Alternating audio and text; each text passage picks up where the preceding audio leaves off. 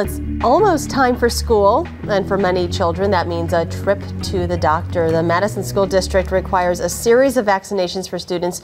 So who should be getting which shots and why? Here to break it all down for us is Ellen Smith, an epidemiologist with St. Mary's. Thanks for coming in this morning. Good morning. So what vaccinations are children required to get, and who needs to get them? Well, let me start with one of the most important things that parents can do is to make sure that their children are up to date on their immunizations, and that starts in early childhood. And there are 14 different illnesses or diseases that we immunize our young children for.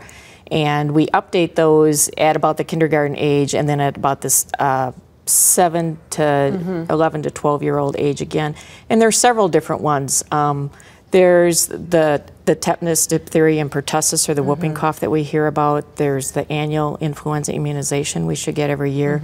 There's a booster dose for MMR, chickenpox, those sorts of things. So there's a whole variety of things that children need to be updated for. Okay, and talk about why these are important, especially the ones that you had mentioned. I heard whooping cough, and I'm thinking, okay, that is a problem in Wisconsin. Right. We don't see a whole lot of outbreaks anymore, or there's a lot of illnesses out there that in other countries there's a lot of. We don't see many of them in the United States because we do have such good immunization programs. But we occasionally see outbreaks, things like whooping cough, for example. And that is a serious respiratory illness that can be fatal to young children and to older adults as well. Okay, now as far as chickenpox goes, what's wrong with the days of old when we're like, oh, just have the chickenpox party so everybody can just get it and get it over with? And now there's a vaccine. Now there's a vaccine. Well, they have seen that if you immunize the children, they started in about the 80s, that if you immunize young children, that if they do get the wild version of the chickenpox illness, it's more mild.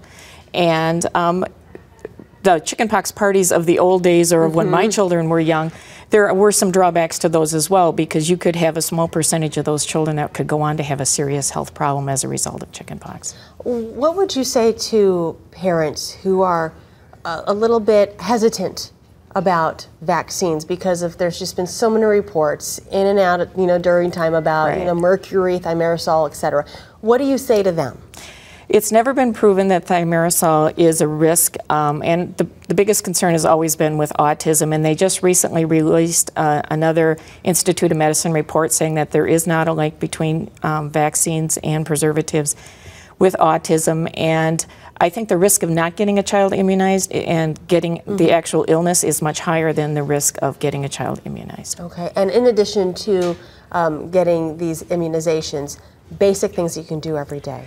Basic things you can do every day is, make sure you cover your coughs, wash your hands, stay home if you're ill, have a backup plan for your children. If your children are going to be, if you have young children, you know that you need a child care provider.